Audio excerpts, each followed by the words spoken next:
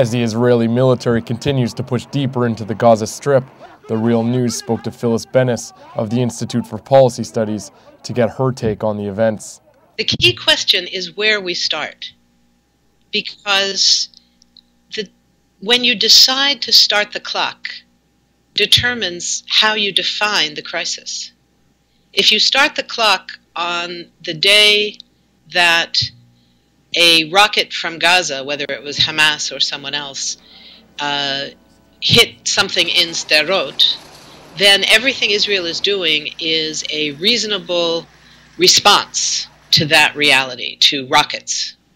If you take a step back, you could begin with 1 week before the military strikes began, when the 6-month-old ceasefire had begun to fray somewhat on both sides, and Israel responded by cutting off all entry and exit to the Gaza Strip.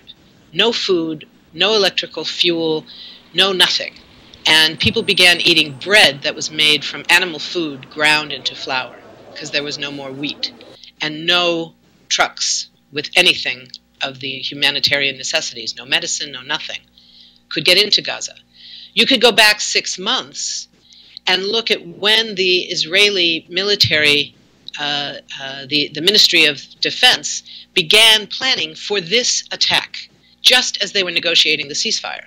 According to the Israeli paper Haaretz, that was the beginning of the planning for this attack. It was not because the ceasefire didn't work. They were planning this attack even as the ceasefire was being implemented. But ultimately, you could go back, and you need to go back to 1967 when Israel occupied the Gaza Strip. And what you have is military occupation. The fact that in 2005 Sharon pulled out the settlers and the soldiers from the territory of Gaza did not end the occupation. It was a good move if it had been the beginning of a real end to occupation.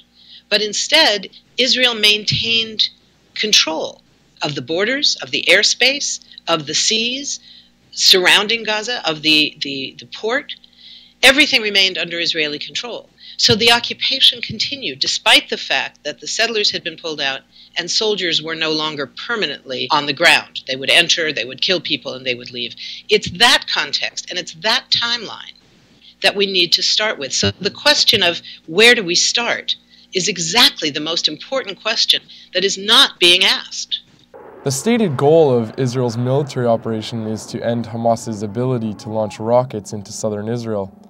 Are there any examples where similar operations with a similar goal have been successful?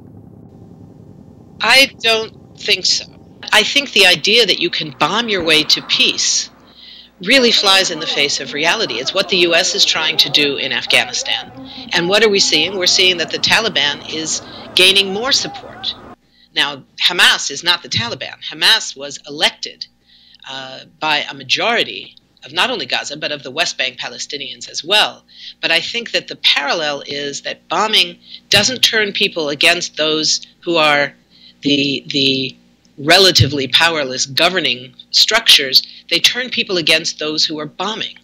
In this case, it turns people against the Israelis, and it turns people against the United States.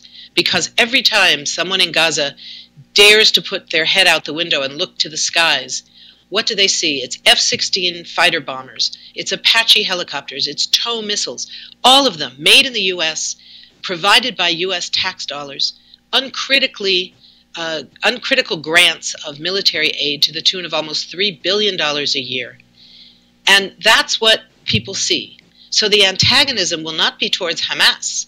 The antagonism will be, and is, towards Israel and the United States, who is making the Israeli violations of international law possible. Now, U.S. law states that countries like Israel who are receiving U.S. military aid can only use that aid for self-defense within their own borders. Is that correct? That's right. The Arms Export Control Act is very clear on the limitations on how another country uses arms and military equipment that's provided by the United States. The problem is somebody has to enforce it.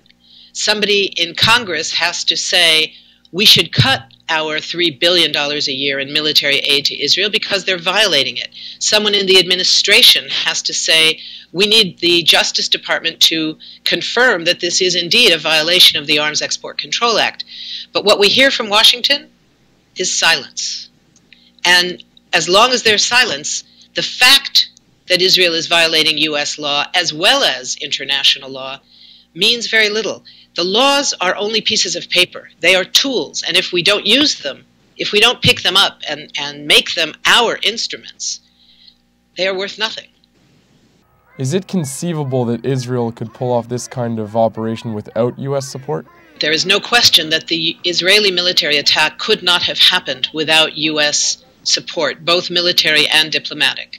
The direct support, the military support, is that the U.S. provides military grants of almost $3 billion a year to Israel, of which 75% is spent on U.S.-produced military hardware, weapons, planes, bombers, bombs, etc.